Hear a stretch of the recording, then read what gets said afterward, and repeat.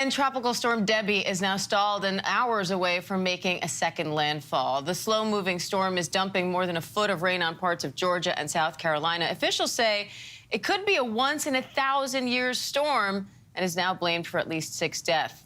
Charleston was hit especially hard, with officials there imposing a curfew overnight. The city's already seeing nearly a foot of rain with a tornado touching down north of the city. Meanwhile, a different system triggered severe storms along the I-95 corridor.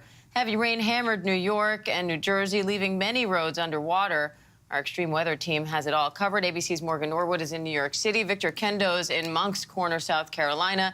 But first, Chief Meteorologist Ginger Z is in Myrtle Beach, South Carolina. Ginger, Debbie's expected to creep back on shore over South Carolina tonight. So what's the latest on the conditions there, and what can people expect from the track of this storm? Diane, we've got that wind-driven band of rain just pelting us here. The storm is less than 100 miles to my south, and so we're going to see more of this action today as Debbie re-strengthens, eating up that Atlantic moisture, and heads back here for a second landfall. Let's talk about all of the immediate threats. The flooding is still a problem. We could see an additional 6 to 10 inches anywhere you're in a flood watch. Richmond, Raleigh, Fayetteville, down to Charleston still, as the wraparound from this storm won't stop. And so we're going to also time it out for you, because it's late tonight into early tomorrow morning when that second landfall happens. You see how the shield of rain fills in considerably from Raleigh back to Charleston, and then it starts to finally get on the move. Friday morning it'll be in Virginia, and then look, it's even western New York for Friday night into Saturday.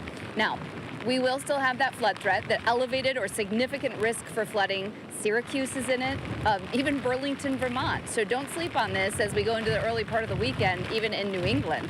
We're watching this storm. Will probably be right around landfall again overnight tonight, and we'll be covering it all the way up the coast, Diane. I know you will, Ginger. Thank you. Stay dry, friend.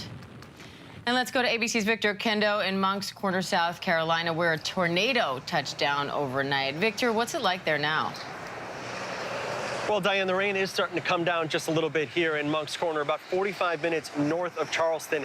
Yes, the National Weather Service confirming that a tornado did touch down here, and it packed a bit of a punch as you take a look at this Arby's behind me here. Completely torn apart. You can see all the furniture that was inside, the booths, the tables, the chairs, blown right out. All this yellow stuff, that's insulation. The walls, they're gone. They were glass. There's shattered glass all over this parking lot now. You might hear some banging behind me. There's actually a crew here right now starting to clean all of this up.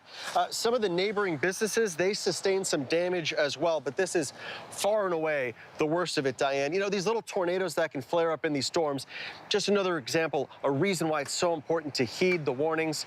As I mentioned, you can take a look. You know, the crew is here behind me starting to clean this up a bit. They're trying to work as quickly as they can before Debbie makes another pass. Diane? Victor Kendo, thank you. And now a new storm is targeting the I-95 corridor. Heavy rain triggered flash flooding in New York and New Jersey overnight. And for the first time, New York City officials used a drone to transmit emergency weather alerts. ABC's Morgan Norwood has the latest on that part of the story. Hi, Morgan. Diane, good morning. And as Debbie approaches, we're certainly looking at a 1-2 punch of widespread damage. Here's what we're seeing in the Bronx. This massive tree came crashing down overnight on these cars, just barely missing these homes right across the street. Thankfully, no one was injured, but certainly that is the risk that we're monitoring this morning. Across New Jersey, heavy rain triggering flash flooding. We saw cars stranded, knee-deep floodwaters over in Englewood, New Jersey. Several water rescues as well. New York's Henry Hudson Parkway swamped. Look at that, rescue crews working to unclog storm drains. New York City officials for the first time using a drone to blast out emergency alerts. But the concern now is that the ground will be so saturated by the time that Debbie's remnants do roll through that any big gust of wind can easily take down these massive and mature trees like you see right behind me. Diane? Morgan Norwood, thank you.